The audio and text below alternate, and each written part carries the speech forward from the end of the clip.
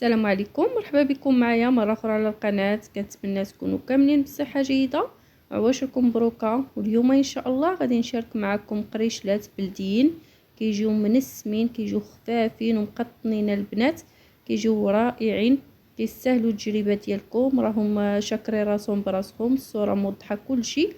كنتمنى ان شاء الله ينالوا الاستحسان ديالكم، وما تبخلوش عليا كما العاده باللايك والبارطاج باش يوصل لاكبر عدد من الناس، وهادو هما اللي ما يخطوكمش ان شاء الله في المائده ديال العيد. يلا معايا باش تشوفوا المقادير. نافع وحبه حلاوه، 2 معالق حتى 3 بنص العبار ديال الزنجلان.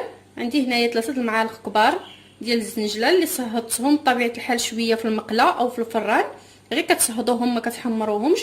عندي هنايا نص لتر ديال الحليب دافي. عندي 6 الكيسان ديال الطحين رطب تكون نوعيه جيده. عندي هنايا خماره ديال 8 غرام. غادي نحتاج معلقه كبيره مع مراج ديال الخميره مع حبيبات او معجونه.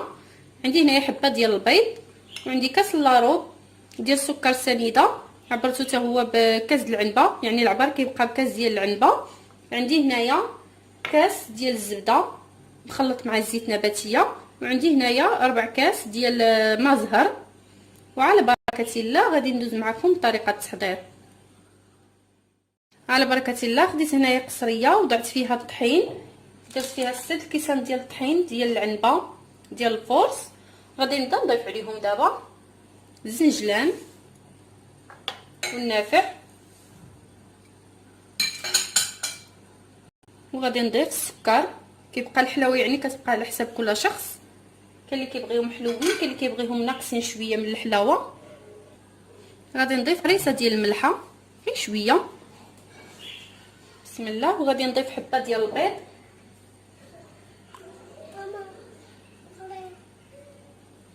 ضفت حبه ديال البيض، ضفت حبه ديال البيض. وغادي نضيف الزهر، يعني الزهر والزبده، بسم الله. الزهر يكون دافي ما ديروش بارد. غادي نضيف الزبده والزيت اللي دوبت، وغادي نضيف خميره حبيبات، وغادي نضيف خماره، ساشي ديال الخماره كنفضل على الازاج، بسم الله. وغادي نجمع هاد المكونات هادو كاملين نخلطهم باش ينسجموا مع بعضياتهم، باش نشوف الكميه ديال الحليب اللي غادي نضيف. هانتوما كما كتشوفوا انا شاركت معكم كميه قليله، نتوما ممكن تضاعفوا الكميه الا بغيتوا.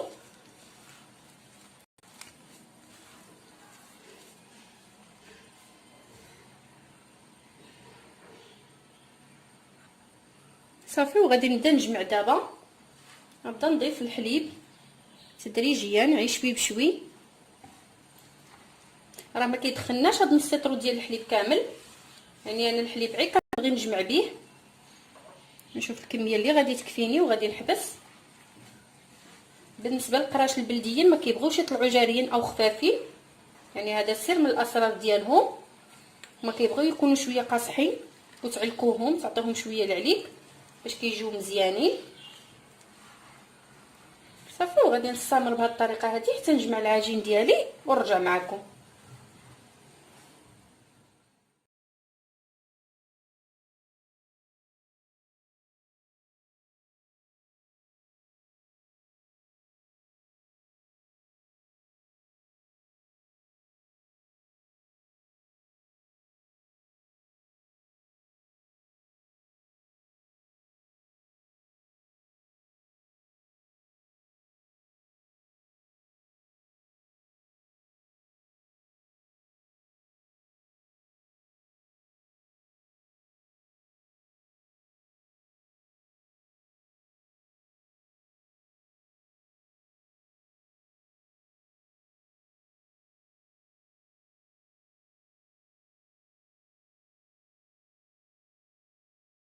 هذا هو شكل العجين اللي تحصلت عليه كما كتلاحظوا معايا.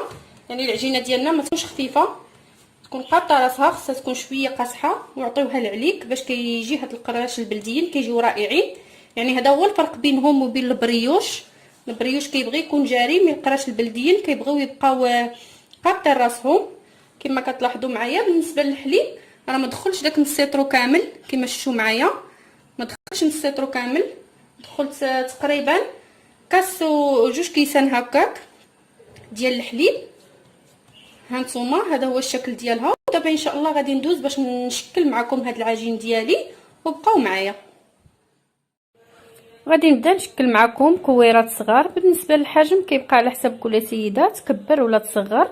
هانتوما كما كتشوفوا معايا هذه هي الكميه اللي تحصلت عليها. دابا على بركه الله غادي ندوز باش نقرص معكم هاد القريشلات هادو. بسم الله. كما كتلاحظوا معايا انا بديت كنقرص القريشلات ديالي. خديت هنايا الطحين رطب هو اللي كنساعد به باش كنقرصوا القراشل ديالنا، يعني كنقرصوهم بحال اللي كنقرصوا الخبز على هذا الشكل هذا. كنرشوا الدقيق وحنا كنقرصوا.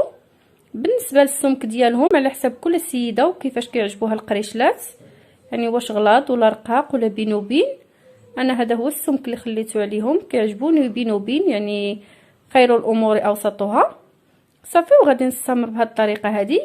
ممكن تقرصوهم وديروهم في منديل حتى يخمروا، ومن بعد توضعوهم في اللاطه.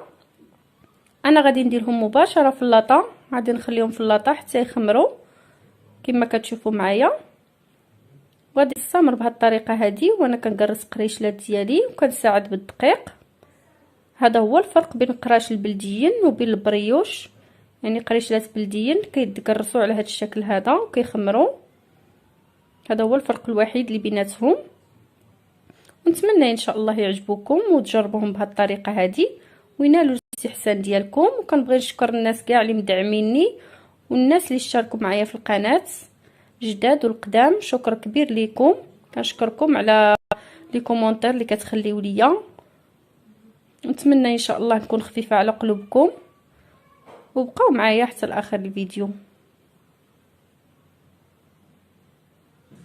من بعد ما ساليت القريشلات ديالي بالدكراس كما كتلاحظوا معايا، خديت هنايا حبه ديال البيض، خديت الصفر ديالها وشويه ديال البيض ما درتوش كامل. غادي نضيف له واحد شويه ديال الحليب، يعني معلقه صغيره على هذا الشكل هذا. صافي وغادي نطربوا ونرجع معكم باش ندهنوا القريشلات ديالنا على بركه الله. دابا غادي نبدا ندهن القراشل ديالي. بالنسبه لي انا كندهن القراشل ديالي قبل ما يخمروا باش كيبقاو محافظين على الشكل ديالهم، يعني كيجي حتى المنظر ديالهم زوين، ما كطيحش لنا منهم داك الخميره. يعني من الاحسن دهنوهم قبل. وغادي ندهنهم دابا بالبيض. ضفت عليه معلقه ديال الحليب، معلقه صغيره. الا ما كانش الحليب ممكن ديروا قطرات ديال الخل حتى هو كيجي زوين. اليوم شاركت معكم كميه صغيره وما شاء الله حطات لي كميه كثيره كما كتلاحظوا معايا. حطات لي لاطه ولاطه صغيره، مازال تشوفوا معايا الكميه كامله. صافي وغادي ندهن القريشلات ديالي على هذا الشكل هذا. وغادي نزينهم بالزنجلان، يعني انا قراش البلديين كتبقى محافظه عليهم بلديين، ما كندير لهم حتى شي اضافات اخرين. وغادي ندهن الكميه ديالي كامله. بالنسبه للطياب يعني كنخليو القريشلات ديالنا حتى تيخمروا مزيان، كنلاحظوا بلي الحجم ديالهم تضاعف. صافي وكنشعلوا الفران ديالنا حتى كيسخن. كنديروا اللاطه الفوق بطبيعه الحال حتى تيبدا يتحمر لنا القاع ديالهم، وكنحسوا بهم باللي طلعوا. كنهبطوهم لتحت وكنبقاو مقابلينهم باش كنتحصلوا على واحد اللون موحد، ما كيجيوناش مطبعين بلاصه طايبه بلاصه لا. صافي ونستمر بالتزيين ديال القريشلات ديالي وهنا معكم. وصلت معكم نهايه الفيديو. القريشلات ديالنا كيجيو على هذا الشكل هادو، راهم محمرين على حقهم وطريقهم، كيجيو خفافين قطنيين ولدادين البنات من السمين.